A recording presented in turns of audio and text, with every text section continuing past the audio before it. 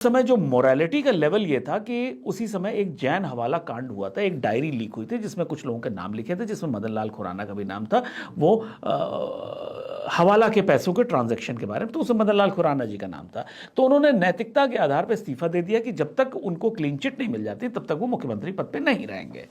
ऐसी स्थिति में उनके बाद जो दूसरा बड़ा नाम था, हालांकि नाम हर्षवर्धन, डॉक्टर हर्षवर्धन का भी था, लेकिन मदन लाल खुराना के जाने के बाद, हटने के बाद साहब सिंह वर्मा जी को मुख्यमंत्री बनाया गया। शायद ये सोच के बनाया गया कि ये बड़े जाट लीडर हैं, मास बेस है, इनको बना देते हैं।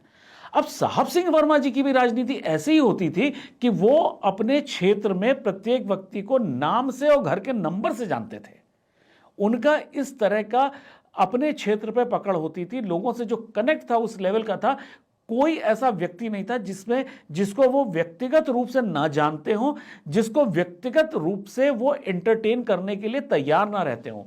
साहब सिंह वर्मा जी मुख्यमंत्री होते थे तो भी उनके क्षेत्र या उनके आसपास के क्षेत्रों के लोग जाके उनके घर पे अपना घर समझ के कि ये तो मुख्यमंत्री जो है वो मुख्यमंत्री नहीं, हमारे घर के सदस्य हैं। इस तरह की राजनीति हुआ करती थी, जो राजनीति अब किसी पार्टी में अब देखने को नहीं मिलती। ये उस समय की बीजेपी की राजनीति थी।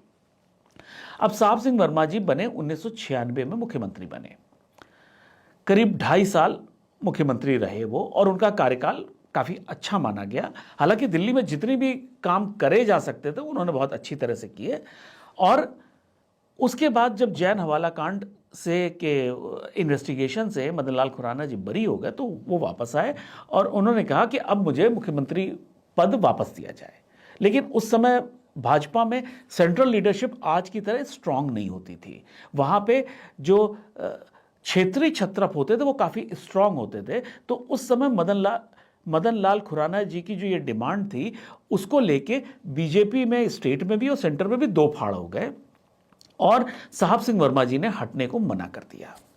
काफ़ी खींचातानी चलती रही, बहुत दिन जो है ये खबरें उछलती रहीं कि पार्टी में मतभेद, दो कैंप हो गए, इधर मदन लाल खुराना जी नाराज़ हो गए, दूसरी तरफ साहब सिंह वर्मा जी नाराज़, ये चलता रहा।